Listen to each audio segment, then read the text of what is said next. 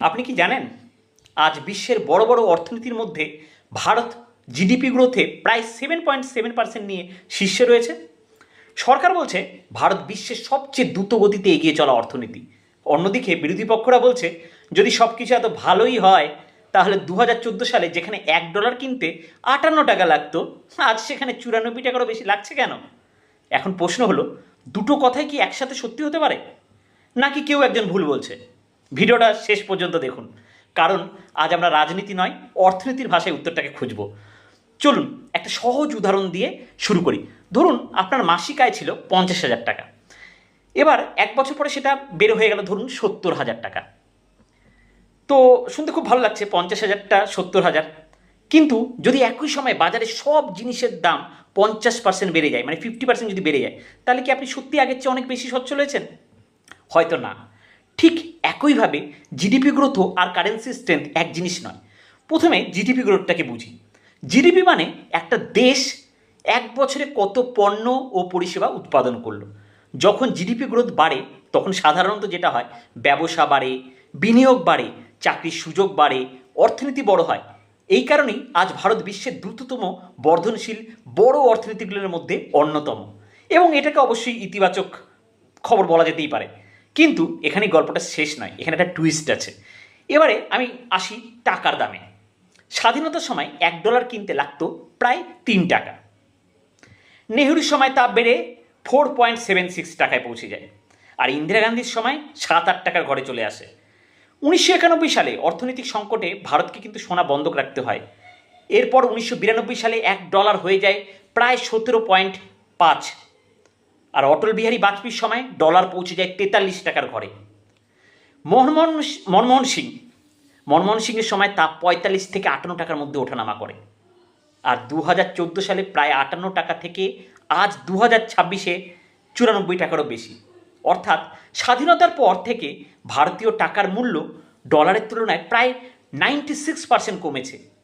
এখন অনেকে বলছেন তাহলে কি সব দোষ বর্তমান সরকারের? আবার অনেকে বলবেন আগে সরকারগুলোর সময়ও তো টাকা পড়েছে। সত্যি কথা হলো, দুটো বক্তব্যের মধ্যেই কিছুটা সত্য আছে। কারণ টাকার দাম শুধু সরকার ঠিক করে না, রুপির উপর প্রভাব ফেলে। রুপি কিসের কী জিনিসের উপরে অ্যাকচুয়ালি প্রভাব ফেলে? আন্তর্জাতিক যদি তেলের দাম ধরুন বেড়ে যায়, আমদানি রপ্তানি যদি এটার উপরেও ডিপেন্ড করে, ডলারের বৈশ্বিক শক্তি, বিদেশি বিনিয়োগ, যুদ্ধ ও আন্তর্জাতিক সংকট, দেশের অর্থনৈতিক নীতি।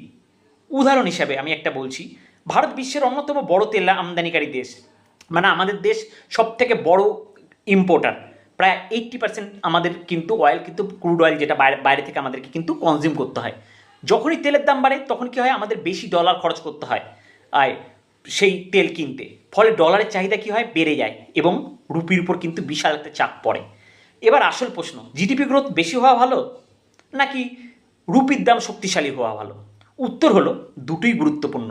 শুধু জিডিপি বাড়লে হবে না, আবার শুধু শক্তিশালী মুদ্রা থাকলেও হবে না। ধরুন একজন মানুষের ওজন বাড়ছে, এটা গ্রোথ, কিন্তু তার শরীরে শক্তি, স্টেমিনা আর স্বাস্থ্য না থাকলে তাকে কি ফিট বলা যাবে? একদমই না।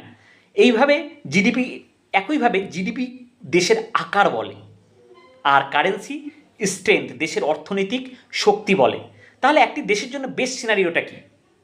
জিডিপি দ্রুত বাড়বে, এক্সপোর্ট বাড়বে, ম্যানুফ্যাকচারিং বাড়বে, কর্মসংস্থান বাড়বে, রুপি তুলনামূলকভাবে স্থিতিশীল থাকবে, বিদেশি পণ্যের উপর কী হবে, নির্ভরতা আমাদের যাতে কমে। আজকের দিনে চীন, দক্ষিণ কোরিয়া, জাপান, তারা শুধু জিডিপি বাড়ায়নি, তারা এক্সপোর্ট পাওয়ার হাউসে পরিণত হয়েছে। সবশেষে একটা কথা, যখন কোনো রাজনৈতিক দল বলে দেখুন জিডিপি গ্রোথে আমরা 1 নাম্বার, তখন প্রশ্ন করুন এই গ্রোথের সুবিধা সাধারণ মানুষের কাছে কতটা পৌঁছেছে। আর যখন কেউ বলে রুপি দুর্বল হয়ে গেছে, সব শেষ, তখন প্রশ্ন করুন অর্থনীতির অন্য সূচকগুলো কী বলছে। কারণ অর্থনীতি কখনো সাদা কালো নয়। এটা শুধু জিডিপি নয়, শুধু ডলার রুপি নয়, অর্থনীতি হলো হাজারো সূচকের সমন্বয়ে তৈরি একটা বড় ছবি। আর একজন সচেতন নাগরিকের কাজ হলো সেই পুরো ছবিটা দেখা। অর্ধেক সত্য নয়, সম্পূর্ণ সত্য। আপনার মতে ভারতের জন্য সবচেয়ে গুরুত্বপূর্ণ কি? জিডিপি গ্রোথ, নাকি শক্তিশালী রুপি, নাকি দুটোর মধ্যে ভারসাম্য? কমেন্টে আপনারা অবশ্যই আপনাদের মতামত জানান। আমি আপনাদের মতামতের জন্য ওয়েট করছি, আপনারা কমেন্টে লিখে জানান। আজকে এই পর্যন্তই। ভালো থাকুন, সুস্থ থাকুন।